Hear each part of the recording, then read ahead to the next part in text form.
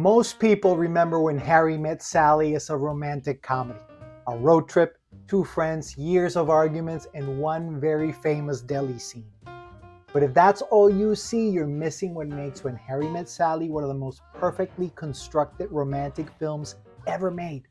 Today, I'm breaking down 5 secrets hidden inside When Harry Met Sally, secrets every filmmaker can learn from.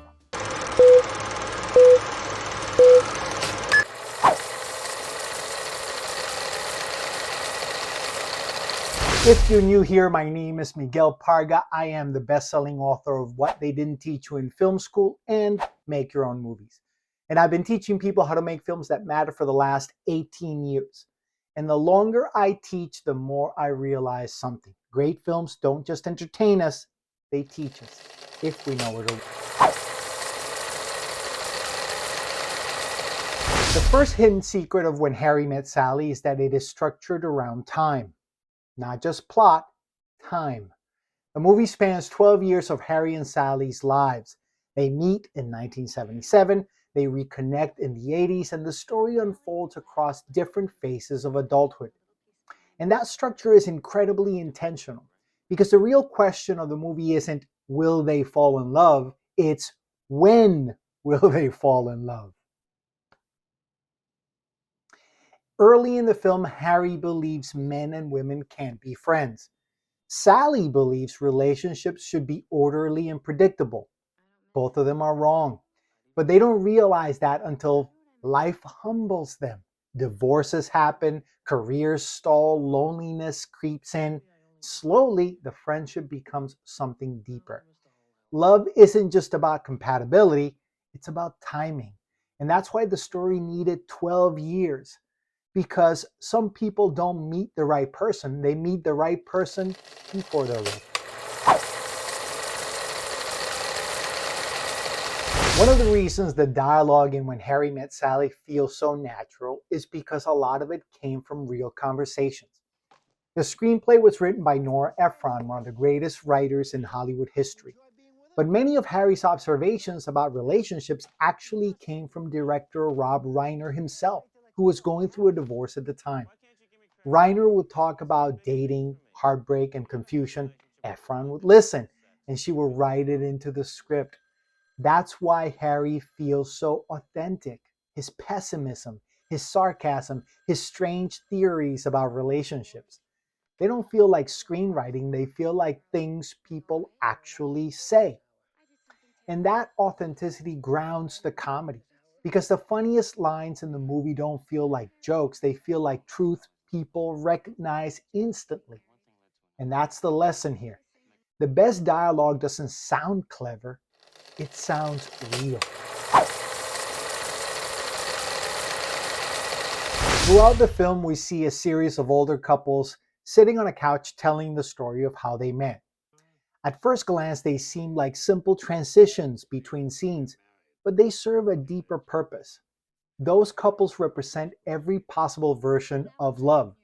Some met in college, some met by accident, some didn't like each other at first, some even hated each other. Sound familiar? These stories slowly prepare the audience for something important. Harry and Sally are just another one of those stories. The interviews also make the film feel timeless because the movie isn't just about one couple, it's about how people find each other in a chaotic world. And by the end of the film, when Harry tells their story at the New Year's party, we realize something beautiful. Their relationship has become one of those stories. We have to talk about the most famous scene in the movie. The deli, of course. If you've seen When Harry Met Sally, you know exactly what I'm talking about.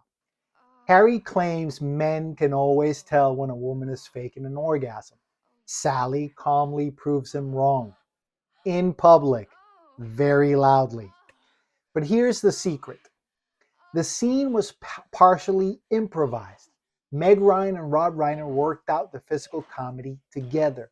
Reiner even appeared in the scene. His voice is the one asking Sally questions before the demonstration begins.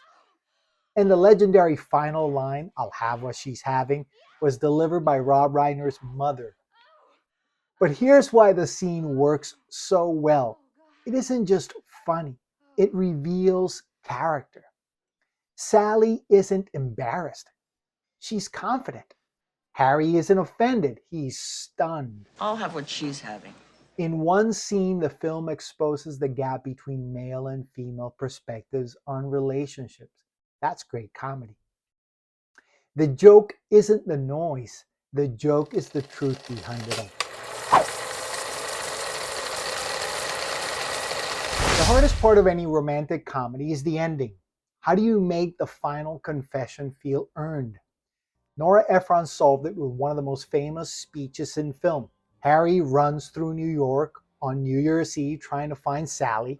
When he finally does, he says, "You realize that you want to spend the rest of your life with somebody. You want the rest of your life to start as soon as possible." That line works because it reflects the entire movie. For 12 years, Harry and Sally argued about relationships, about men, about women, about friendship. And finally, Harry realizes something simple.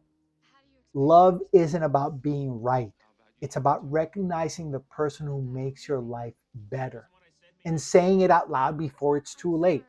That's why the ending works, because it doesn't feel like a romantic fantasy. It feels like clarity. When you look at When Harry Met Sally in the context of Rob Reiner's career, it becomes even more impressive. This is the same director who made Stand By Me, The Princess Bride, Misery, A Few Good Men. Completely different genres, completely different tones, but the same clarity. Rob Reiner's legacy isn't just visual style, it's storytelling. In my mini course From Meh to Masterpiece, I break down the secret code behind stories that actually hit. Not surface level tricks, but the structural core that makes choices obvious. If you're tired of guessing, if you're tired of imposter syndrome, if you want to walk onto set knowing exactly what you're doing, that's where you start. Link is below. If this breakdown resonated with you, like and subscribe for more deep dives into filmmaking that actually matters.